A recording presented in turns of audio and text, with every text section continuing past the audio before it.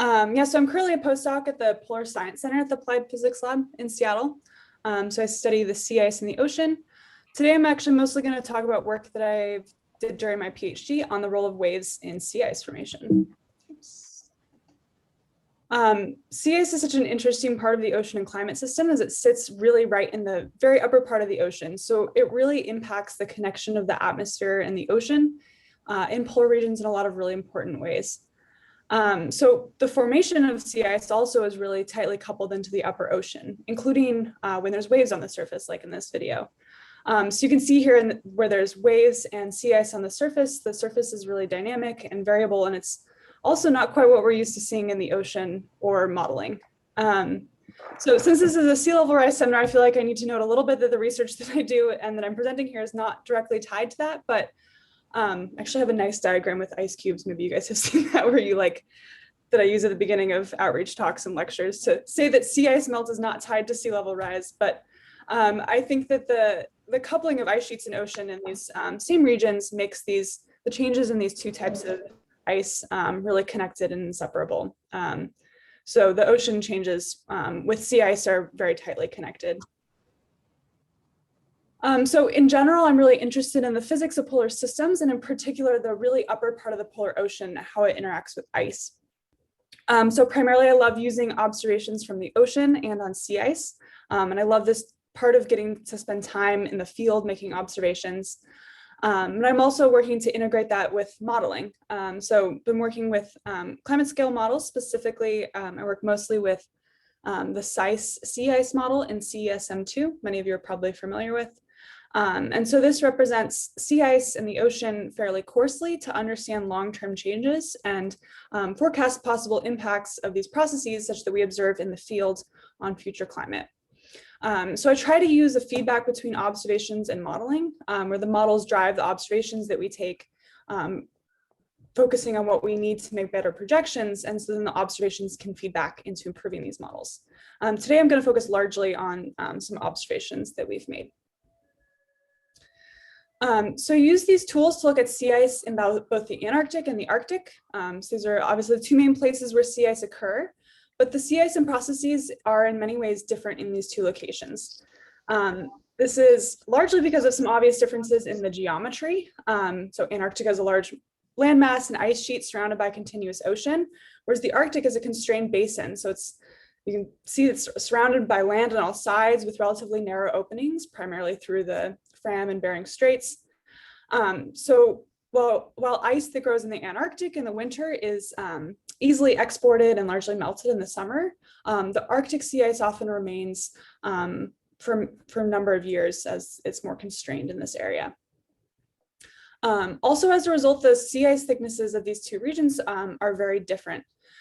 So Antarctic sea ice typically gets in the range of 1 to 2 meters thick on average, whereas in the Arctic, the average is 3 meters thick, with 4 to 5 meters even common in some regions where there's high ridging and convergence.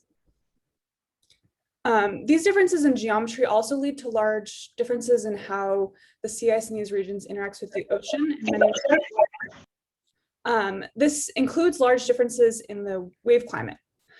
So Antarctica is obviously surrounded by the Southern Ocean, which is infamous for the largest waves in the world due to the persistent winds around the continent, which can drive formation of large waves. In contrast, the Arctic basin is largely covered in sea ice, and so this results in typically small waves. So why is this? So thinking about waves in sea ice covered oceans has been a big interest of mine, but fundamentally waves in these areas are the same as those we're familiar with at any ocean and in terms of how they form. So how big the waves are is determined by a combination of how strong the wind is, the wind speed, the duration of the wind, and also the distance that the wind is blowing over with a fetch. So while you know intuitively that a pond or a small lake won't have very big waves because it's just too small of a fetch, the open ocean is typically not limited by the fetch, can have much bigger waves. However, the Arctic Ocean is unique in that it's typically been fully frozen over and icebound. So the water is sealed away essentially with a fetch of 0. So the wind can't transfer energy to the ocean to form waves. As some ice melts and some open water forms, the fetch increases and we can have small waves forming. With even bigger areas of open water between the ice, we can get larger waves that form. So in this context, it's also worth mentioning another really big difference between the Arctic and the Antarctic is the trends in the sea ice in these areas. So whereas the sea ice in the Antarctic has had unclear trends until pretty recently of whether it was increasing or decreasing, the Arctic sea ice is largely been rapidly decreasing, which I think most of you are probably already well aware of. So I'm not actually going to show this typical plot of the sea ice extent decline, which probably a lot of you have already seen. Instead, I'm showing this GIF, which is made by Zach Labe. And this shows the estimated thickness over the Arctic Ocean. It's actually from December. But I like this because it shows the changes in space. So to orient you on this map, this is Greenland here and Alaska to the left here. So here, open water or really low thickness is black.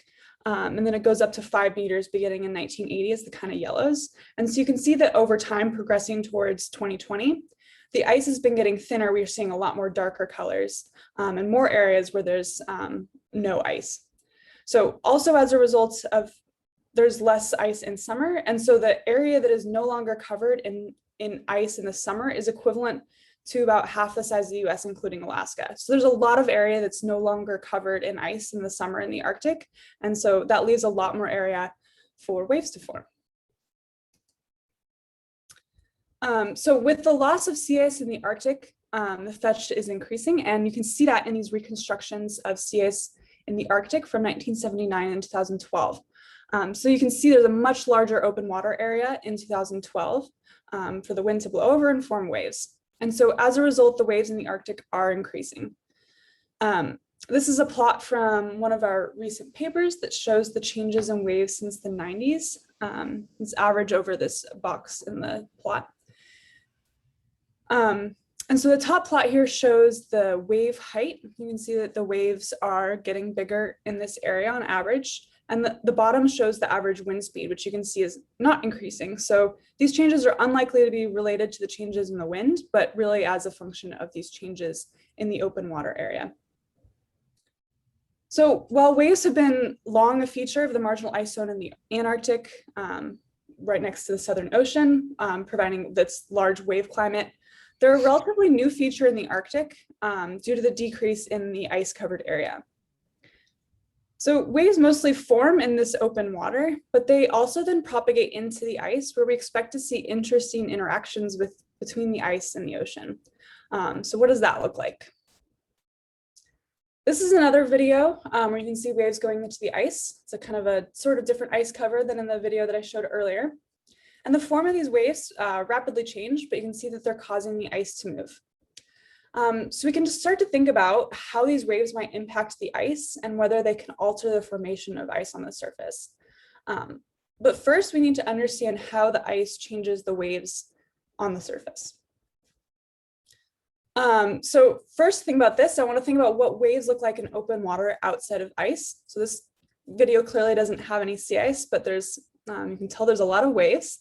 And I want you to notice the texture of the ocean surface. So waves in the ocean are a superposition of waves of lots of different wavelengths. And in general, we separate this into the long waves. So the swell, that's what's making the boat here rock. And then also the short wavelengths or the wind waves, which is what's making the surface in this video really choppy. The combination of all these different frequencies is what makes up the wave spectra on the surface. Okay, so now looking at a video of waves in ice, you can immediately notice a really different texture on the surface. So thinking about how this looks different than the video of the open ocean that we just saw, you can immediately see that the surface is very smooth. So the wind waves or the high frequency waves that we saw before have been largely all damped or reduced by the ice. This is actually not because it's not windy, which it's muted here, but you can hear that if the sound is on. Instead, we mostly see these swell or low frequency waves remaining, and that's what propagates through the ice. So as a result, the wave period tends to be higher in ice than in open water.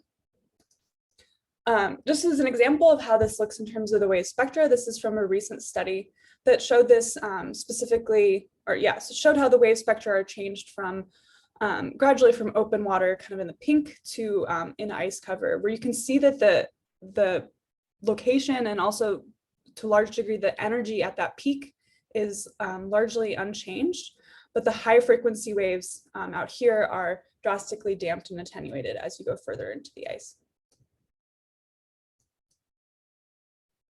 Okay, so just one more video where you can see again these swell propagating through the ice. And so ultimately these swell can propagate long distances through the ice, but you can also see that the waves are moving the ice. So now I want to start to think a little more specifically about how the waves interact with and impact the ice on the surface.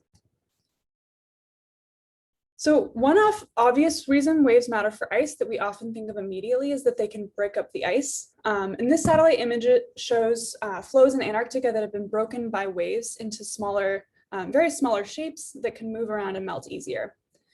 But waves also limit the size during ice formation when it's initially freezing up for the same reasons that it leads to breaking. So typically the process of new sea ice formation over a year transforms open water to first year ice of the 1 to 2 meters thick, with the standard process in calm conditions starting with the formation of what we call nihilous ice, which is basically just thin sheets that undergo rafting and thickening primarily by congelation growth, which is just calm growth on the bottom of the ice. In the presence of waves, the ice forms differently. So this video shows some ice you've already seen, which is my favorite type of ice, pancake ice. You can see pretty easily how it got its name. They're kind of rounded flows with sort of upturned edges that are lighter, that kind of resemble breakfast pancakes. It also, you can see this, there's a slush between the flows in the water that's called frazzle. And pancakes are really cool, especially since they form specifically when there are waves on the surface, like in this video. And I press play again. And you can see that they converge at the crest, bumping together, and then diverge at the trough. And this convergence is critical to their formation and the rounding that we see. So fundamentally, the ice motion that's driving this is a result of the wave orbital motion. So at a parcel at the surface, we'll move back and forth with the passage of each wave. And so if we trace that path, the motion makes a circular orbit. And the velocity here is governed by the equation relating the wave height and the period or length of the wave. So this general idea for how pancakes form has been understood for a while. The orbital motion is in opposite directions at the crest and the trough of the wave, causing the flows to converge on the front face like we see. So in this video, you can see there's some small pancake flows with a pretty small swell, but if you follow a single pair, you can see them move closer together and further apart. And they have a relative velocity that is what causes them to consolidate the ice into small pancakes, and it pushes the slushy, the frazzle ice from the water up onto the sides, causing them to grow thicker. So this pancake ice that results is very different in structure than this than these level sheets of nihilus that grows under calm conditions, and can actually grow 2 to 3 times as thick in the same period of time. So because of increasing waves in the Arctic Ocean, pancake ice has become a more common observation in recent years. But pancakes have been more common historically in the Antarctic. And so one of these photos is from the Antarctic and one's from the Arctic, and you can use some clues to guess which is which. And so we actually get pancakes of very different sizes in the Arctic versus Antarctic because the waves are such different sizes typically. And so the bigger waves in the Antarctic tend to result in bigger sea ice flows. And this hints at one of the key mechanisms driving the ice that results in these conditions. So this formation process that we can understand visually by looking at the surface is also can be described by physical relationships. And we use empirical data here to calibrate the relationship for how big flows get as a function of the wave conditions. So this dichotomy I just described where we have bigger waves or bigger waves forming in the Antarctic because of the bigger ice forming because of bigger waves. I think I messed that up. So anyways, here I'm showing results. These are from the Arctic, but they're from a wave buoy and images of ice growth on the surface. And each point here represents a photo, like that one that's shown. And so the size of the flows, the measured diameter, has a relationship to the wave characteristics. And it's related based on this parameter, the tensile strength of the ice. So specifically here, this is the wavelength, a ratio of the wavelength and the height. So how does this help us model the pancake ice formation? So with these results, we can predict based on these wave properties during ice formation, the wavelength squared over the height, what the diameter of the flows that result will be. So as pancakes start to grow, the flow size also increases by individual flows or pancakes welding together. So similarly, we captured the rate with these observations at which they weld using the photos related to these ice conditions. So we can see in the images and identify where individual flows have welded. And then the rate of welding in the area is directly related to the concentration squared by a constant we can then define empirically. So this currently neglects dependence on other factors such as the sea surface temperature, which likely impact the rate. But nonetheless, we can start to use this to describe welding in models as a function of the ice and waves. So then let's look at how these processes can be represented in larger scale climate models. So new climate models with flow size represented and coupled ocean wave models can represent these wave-related processes. So these are results that from work that Letty Roach did to include flow sizes driven by a wave model in the sea ice model size.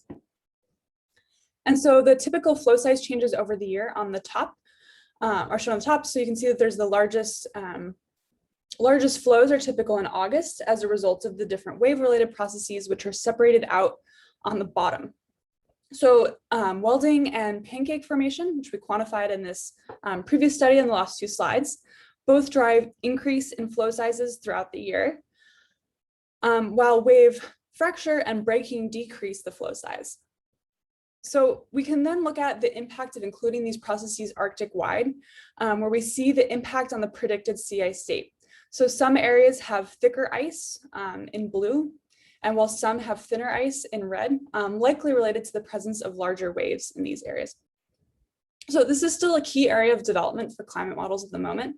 Most have previously not included flow sizes in any way that changes physically, or coupled wave models in a way that could represent these processes. So including these now requires understanding these processes better, but will also allow us to ultimately represent feedbacks related to these processes that could be important in climate change scenarios. Okay, so now I want to shift gears a little bit to talking about polynyas. So in addition to pancake ice being more common in the Antarctic marginal ice zone, due to the waves in the Southern Ocean, pancake ice also plays a really interesting role in the ice formation in coastal polynyas. So these are regions where strong katabatic winds descending off the mountains persistently blow away from the coast and lead to rapid and persistent ice formation in the winter. So this is a satellite image where you can see streaks of the ice formation. So these are the mountains here, and you can see this kind of plume of ice formation. And this example is from Terra Nova Bay, which you can see it's in the Ross Sea, which is kind of shown in this inset map. So I was there making observations in May 2017, so it's in the winter, as part of the Piper's expedition, which focused on observing sea ice formation in this region.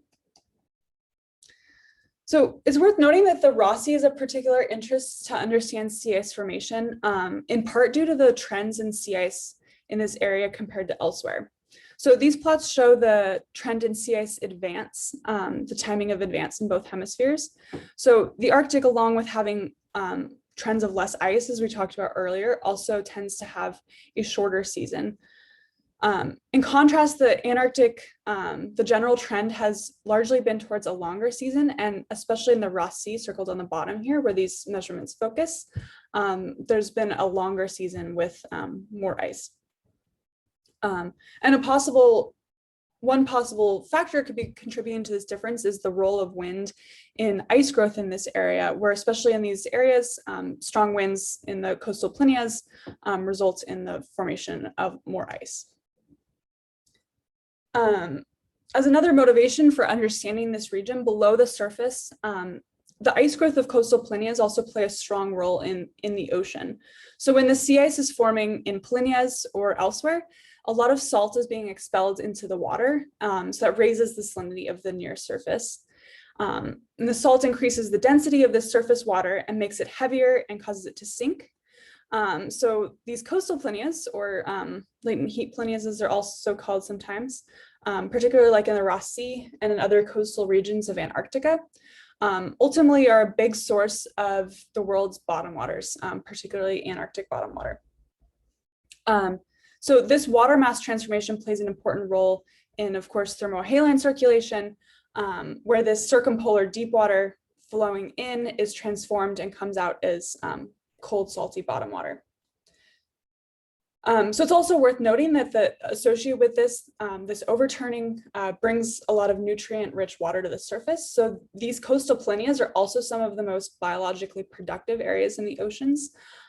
So clearly understanding the processes here and the pancake ice formation that dominates throughout the summer has implications for understanding a lot of important processes beyond just the resulting ice pack.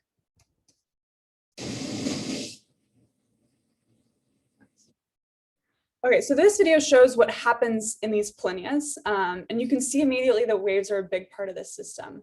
So even though we're only tens of kilometers from the coast, you can see the mountains are very nearby. The waves here are over 2 meters, which is pretty big for being so close to the coast. And that's essentially because these areas where this video is recorded, there's hurricane force winds that are leading to this rapid ice formation that you can see evidence of on the surface. And that ice is being continuously pushed away from the coast. And so the satellite image shows a similar event where you can see the scale and spacing of this ice formation with ice streaks away from the coast.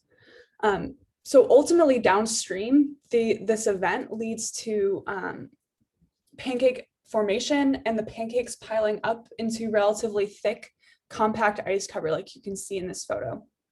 And so this process is what leads to coastal Plenus being referred to as ice factories, and is a really important process for ice formation across the Antarctic. So we already discussed some of what we know about how the size of these pancakes is related to, is a function of the waves. And so representing this requires understanding of the unique properties of waves and mixing specifically in Plenus, and the evolution of the ice throughout this region. Just as a fun side note, the ice in this photo also has a fun name. It's made up of pancakes, but this ice is called dragon skin ice. And so prior to the observations that we made of it in 2017, it had only been described specifically in observations a couple of times before. And we can see that it's made up of these individual pancakes, but that have been kind of stacked into scales by strong winds. So put an arrow here where you can see that they get kind of stacked up against each other from the winds blowing kind of persistently in one direction. So maybe not surprisingly, people catch on to weird things from our science. So this catchy name meant that this was one of the most popular things we actually did during this expedition. So a blog post was picked up, and this was featured in many news sources. It is a pretty cool ice type. But what we want to know is, what are the conditions that lead to the formation of this type of ice? So clearly it's a result of the wind, but also the waves, which are forming this pancake ice and causing it to pile up. So we need to measure these conditions, what the winds and the waves are, to understand the evolution in these coastal Plenus. So during Pipers, this field project in the Ross Sea in winter of 2017, we sampled specifically 3 intense katabatic wind events during 12 days of which we occupied this area, the Terra Nova Bay Plenus. This included the deployment, 5 deployments of wave buoys, which are called swifts. So there's just a schematic of that here. And this is a free drifting surface buoy that measures waves as well as the wind and air temperature. And on the water side, the near surface water temperature, salinity, and the turbulence or currents near the surface. So we deployed these buoys, before there were katabatics that were forecast to try and capture the air, sea ice, and ocean interactions before and then all the way through these events. And so these measurements combined with other observational methods are useful to capture the ice production rate in the area that we can see outlined by this plume off the ice shelf. And so this is our imagery from May 4th, but you can see that most of these deployments are in this area that we would consider the plume. As a note, deploying these instruments in these environments is very challenging. Not only is it very windy and wavy often, but it's extremely cold and rapidly icing. So these deployments of these buoys were very challenging, and we had to come up with unique recovery methods with the crew on board, including using an A-frame to pull out buoys after they'd completely frozen in. But ultimately, these measurements are really unique, and so provide really unique insight into this area where we typically don't get in situ observations. So just as a quick summary of the different conditions for the 5 deployments. So these are the same locations are shown on the left, but the colors correspond to the measurements in these time series. So on the top, we can see the kind of general sea state that these buoys were observing in these different deployments. So the top is the wind speed. And so even in the relatively calm conditions, the winds weren't that low. The bottom, the second panel shows the wave height. And then I'm also showing the near surface salinity, or at 0.5 meter. So that's largely associated with what's happening with the ice on the surface. And then the ice thickness is on the bottom. And these are from visual observations on the ship nearby to where we were making, deploying these buoys. So we see generally it's often very windy, but we spanned a range of conditions in all these parameters. Here I'm going to focus on the results from the peak of this katabatic wind event that we observed on May 5th. But similar data and results are seen from the other deployments in lower wind conditions.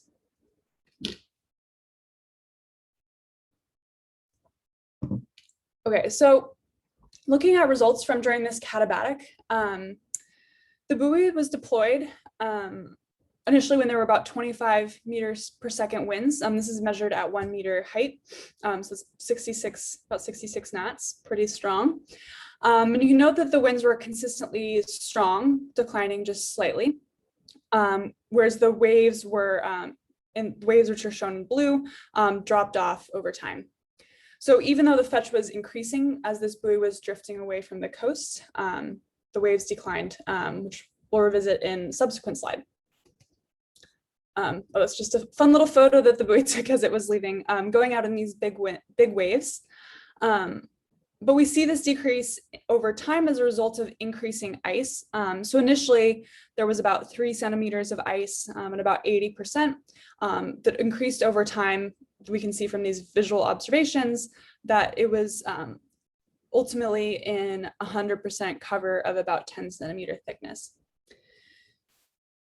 So similarly, cameras on the ship show this transition from initially small pancakes right near the coast that were growing over time and distance from the coast, and leveled out at a somewhat consistent size and started to consolidate and weld together into a thicker cover. So one question that we can ask of this data is, are these waves what we would expect based on the wind and distance from the coast, where it was often a relatively thin ice cover on the surface? So we can start to tease out the effects of the ice on the unique conditions of the Plenus. Oh, this is kind of animated funny, but okay, so the waves during this katabatic event, we can compare with what's expected based on relationships for what's common in open water. So the kind of classic fetch laws, which are shown as the dashed lines here. So here we're comparing on the left the non-dimensional energy or non-dimensional fetch, which is the distance from the coast scaled by the wind, comparing that to the non-dimensional energy. We can also express the same results as the measured wave height versus the expected. So here we can see more clearly that initially the waves were even larger than we'd expect with these classic wave scalings, but by the end were smaller. So what this indicates that the waves are growing rapidly at the beginning, even as they are entering the ice, but less than in open water. And so this starts to change as a result of the attenuation, which we see accumulating as it gets further into the ice. So similarly, we can look at how the peak wave frequency or period compares to expectations based on this non-dimensional fetch. And similarly, we can convert this to the observed period versus the expected period. And so here it's clear that all of the waves that we observed are longer than we would expect in open water, which makes sense as the ice is damping a lot of these short waves and kind of resulting in just the large swell propagating through. Yeah, so this really highlights the damping effect that the ice has in the short period, which we can also see clearly in this wave spectra where, so the blue is the kind of initial spectra early on, and we can see one that has this shape that looks is more typical for open water, this f to the minus, following this f to the minus fourth, but over time and distance away from the coast, this wind sea is really drastically attenuated. And so we primarily see this peak period increasing. So this is a result of the greater ice thickness and concentration. So what is the impact of the motion associated with the waves and the ocean, on the ocean and the ice below the surface? So the we have vertical velocities here that were measured by a current meter or Nortec aqueduct below the instrument. And the buoy tends to sit in these streaks that you can see in this photo, which would be presumably associated with some convergent cells due to the wind and waves on the surface. And so presumably this would result in negative vertical velocities at these convergent zones. But largely in this plot, we instead see mostly positive vertical velocities, which are on the right side of that black line. And so that's indicating that there's something else going on. So primarily what we see in these streaks is that frazzle is concentrated, which tends to have an upward rise velocity, as these frazzle crystals are very buoyant. So that's illustrated kind of goofily here. But so we end up getting these overall vertical velocities from the ice formation in these areas. So interestingly, these values are actually significantly higher than rise velocities suggested by some studies. But the results suggest that there's a strong relationship between the waves and wind speed and the vertical velocity. And that indicates that the mixing from the waves and turbulence impact how the consolidation and the motion that we're observing where this ice formation is occurring. Hey, Maddie, sorry to interrupt you. I hope it's okay. Sometimes it's nice. We have a couple of questions in the chat. There's a question. Oh, I'm sorry. I can't see those. There's a question from Stephen. He's asking the circulations that you were talking about just a moment ago. Are those Langmuir cells? Yeah, so this has been like a big point of discussion in the different groups. I think it has a lot of similarities to Langmuir cells, but it's not necessarily specifically a Langmuir cell because of the kind of scale of the streaks compared to the waves. So they're probably similarly driven by the waves and the wind, but yeah, I don't know. There's specific mechanisms that require something to be a Langmuir cell, and it's not clear that these are those. But and then what is the thickness of that skin? I don't know what that question is referring to. We can come back to that one. Or you, so if whoever asked that wants to clarify, I can answer it now. But it was the dragon skin. Ah, the thickness of the dragon skin. Yeah. That's a good question. I believe it was in some places on the order of up to 1 meter, but I can't remember how much of that is like congelation that had grown afterwards. I mean, there's definitely like, you could see piles of multiple pancakes. So I would say that it was at least 1/2 meter. So somewhere between 1/2 meter to 1 meter of these kind of pancakes piled up. Okay, I'm going to continue. I think I only have a couple more slides anyways, so. maybe on the short side.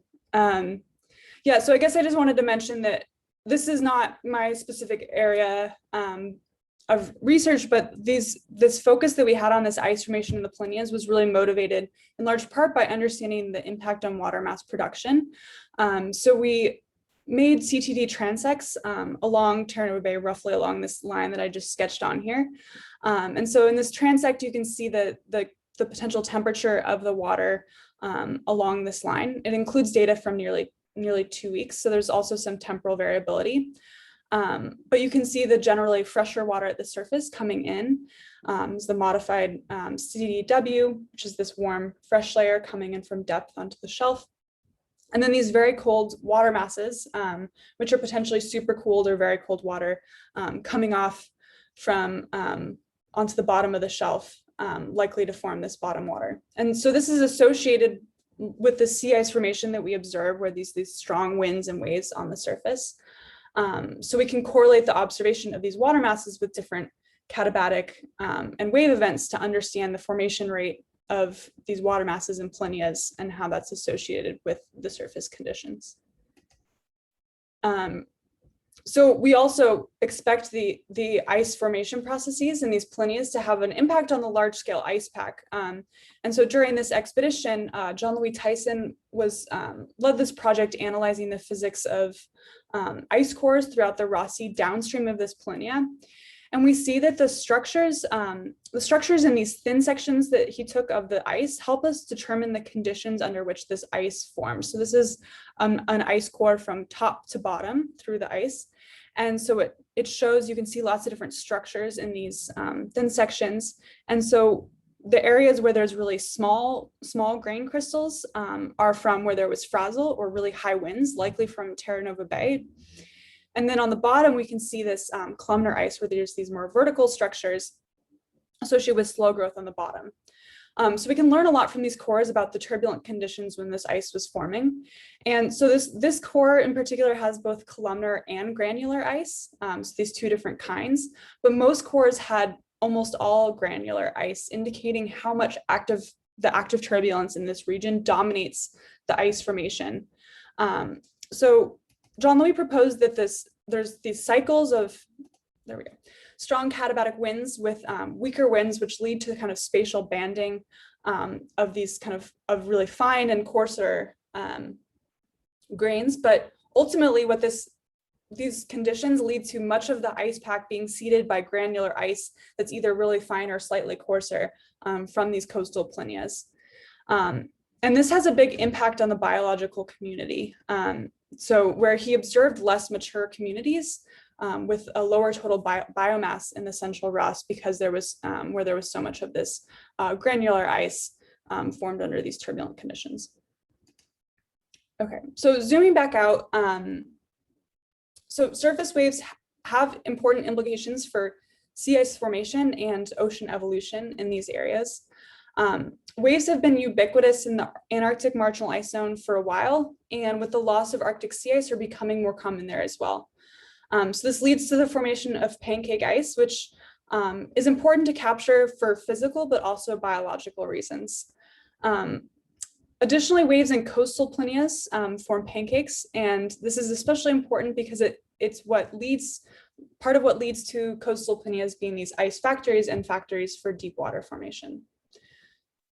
In the past, these processes were beyond the scope of what we could capture in climate models and are often not even well captured in regional models. But increase in models with wave models and flow size distributions allow us to better understand these processes and the implication that they might have for future sea ice and oceans. So making observations of these processes as I presented here is important to understand the potential coupled changes in the ocean in polar regions. So that's all. I'm happy to take any questions if there's more. Thank you very much, Maddie. That's Thank you. Your work is clearly really exciting. So if anyone would like to ask a question, please jump in. There's a question in the chat straight away from Laurie. Laurie, would you like to unmute? It's nice sometimes. Yeah. Sorry to pick on you. That's all right. Great talk, Maddie. I think you said that the waves in Terra Nova Bay were bigger than the standard wave models predict for a given fetch. Is that correct? Yeah, so I mean, I'll just go back to this figure. And so this is just showing kind of using classic fetch laws, which is honestly like what most wave models know to do. I mean, in most oceans, just using like a wind and how long it's blowing for will give you pretty accurate description of what the waves are going to be. But when there's ice on the surface, that's often not true. And so there are some models that are starting to incorporate the effect of waves on both attenuating ice and how it changes the input from the wind. But, oh, did I say that? Oh, you were asking if they were bigger. Sorry, I missed your question. It's good that I have it written down here. So there were some, I think, at the beginning where they seemed somewhat bigger. And I think actually part of this is because we don't always capture very well what happens in these really, really extreme winds. And here there's so much roughness on the surface from the under these really strong conditions that we actually might have more input than we would expect based on these, based on the kind of wind speed that we have. So these are just simple kind of scaling laws just for the bulk wave parameters. It's possible if we did this in a more spectral way that we would could better capture it.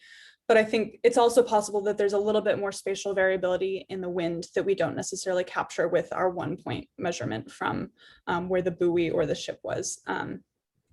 These wind events are at these wind speeds, even just little gusts can make a big difference in kind of capturing how the wind relates to the waves. So I don't know if that answers your question.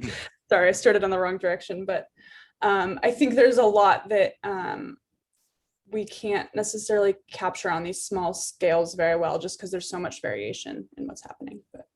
Right, so it's mainly a data problem rather than something unique about the cold polar ocean.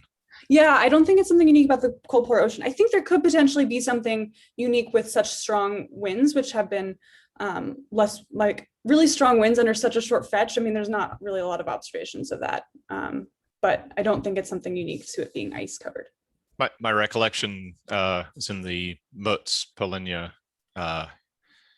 with a strong katabatic many years ago, and it was the steadiness of the winds that surprised me. That they varied very little around a very strong speed, and the direction was very precise. And I was wondering whether that is unusual for typical ocean conditions. Yeah, that's a good point. And so the spectrum of forcing and the waves that result might be much tighter than you'd expect out in the open ocean. Yeah, that seems possible. I haven't explored it, but it's definitely different conditions than we typically see in the open ocean. So, okay, thanks. I noticed Klaus has his hand up, and then we have a question from Gary in the chat. Hi. About a third in your talk, you showed a satellite image, I believe, of the Antarctic. I'm not sure which portion. And I was struck by the amazing rectangular shape of those ice floes. Oh, this one. No, it was a satellite image with. Oh, yes. And this one. Yeah, this one. I mean, this is amazing. You have any explanation how they start out in this rectangular shape?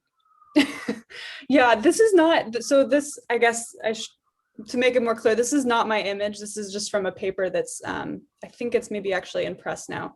But I just thought it was really beautiful because these waves are all these flows are all broken by waves, but are very different shapes. And so these ones on the right, yeah, like you've noted, are very rectangular. And I think the differences between them are probably due to some differences in the ice thickness. And so there's some difference in how those flows break, potentially even under the same wave forcing.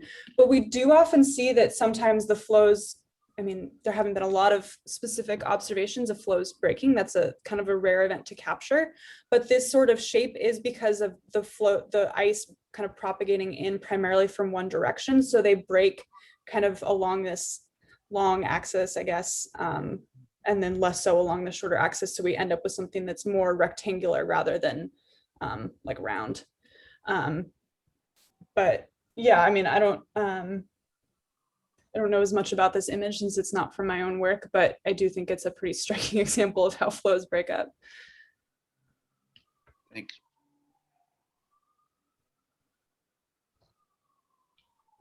We have a question then from Gary in the chat. Yeah. Ooh. So Gary asked, you touched on the biological effects of the process you're observing. Can you expand on that?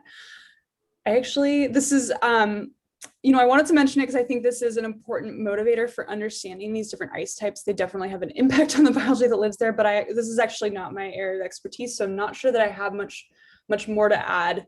The way that, yeah, so I mean, the kind of biology that is that lives in ice, I think kind of often is living kind of in the brine channels and kind of relies on some structures. So I think my understanding is that some differences in the structure with this granular ice kind of impacts the ability of biology to kind of thrive in these environments. I mean, not necessarily in a way that's bad, but it's just a different type of ice. And so I think that's one big impact, but also the rapid formation of this ice and the overturning kind of brings a lot of nutrients to the surface, which can become entrained in the ice, and so kind of can ultimately result in these nutrients being focused or ending up in different parts of the Antarctic. So I mean, I guess those are my understanding of two big ways that these processes are important for biology, but the details of how that plays out is a little bit beyond my expertise, but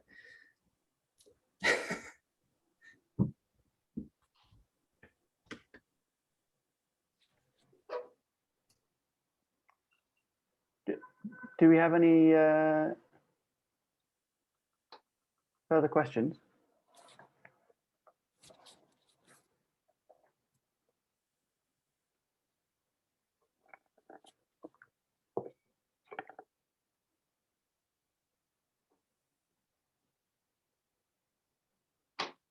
Silence. Sometimes someone will be stumbling for a microphone. To unmute.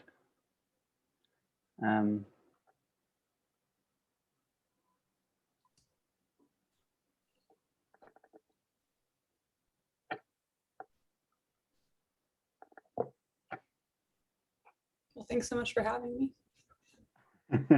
Okie doke. I think if there are no further questions, we're coming up on 12 o'clock. I presume people might have other meetings and things to go to. Thanks again for a really fascinating talk. Yeah, it's a really exciting subject. Thank you. Yeah, hopefully we hear from you again soon. It's really nice having a sea ice orientated talk in the series. I wonder if you could recommend anyone else, please let us know. Yeah, I'll think about it. Sounds good. Thanks everyone for joining us. I hope you have a great rest of the day, and we'll see you next week. Thanks, Greg. Thanks. Thank you. Thanks again, Maddie. So do you want me to send you the recording before? It was a really nice talk, no major.